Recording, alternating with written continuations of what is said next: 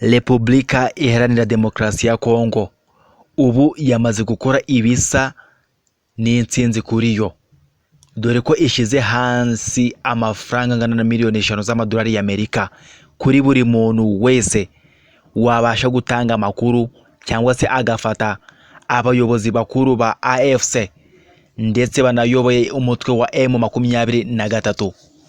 Abo bagabo ni bande leta ya Kongo ishakisha? Kurikira Demba 250.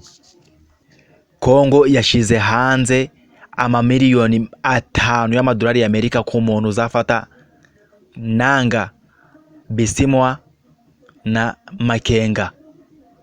Leta ya Kongo yashize igihembo cya miliyoni 5 z'amadolari y'Amerika ku bantu bayifasha gufata abayobozi batatu b'ihuriro Alliance Fleuve Congo rifatanye n'umutwe wa M23. Kongo ivuga ko abo bayobozi baciriwe imanza kandi bahabwa igihano cy'urupfu. Iri ni itangazo ryasohowe na Minisitiri w'Ubutabera ku wa gatanu, rivuga ko hagenwe igihembo cya miliyoni 5 z'amadolari ku muntu wafasha mu guta muri yombi Colonel Nanga, Bertrand Bisimwa na General Sultani Makenga.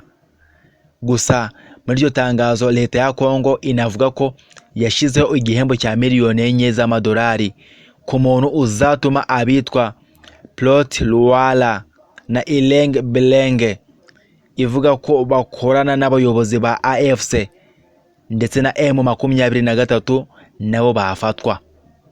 Urukiko rwa gisirikare rw'i Kinshasa ruherutse gusohora inyandiko mpuzamahanga zo gufata Colonel Nanga. Colonel Nanga, umuyobozi wa Alliance de Fleuve Congo, mu mpine AFC. Izo nyandiko zo guta muri yombi Nanga zasohotse tariki ya 5 Gashyantare 2025.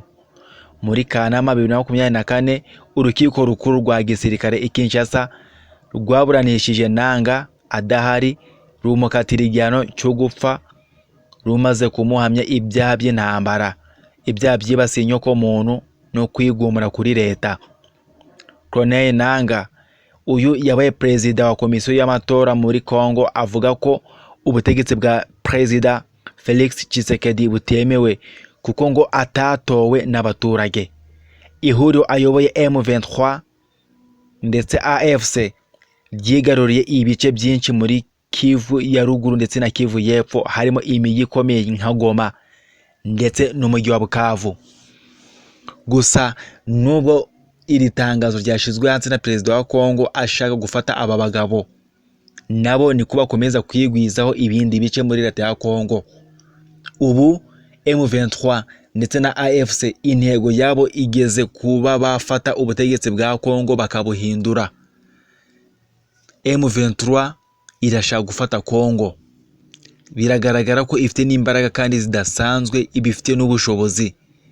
Ni nako leta ya Kongo ishaka guta muri yombi aba bapapa. Ese ibi bintu bizarangira bite? Ciao ciao.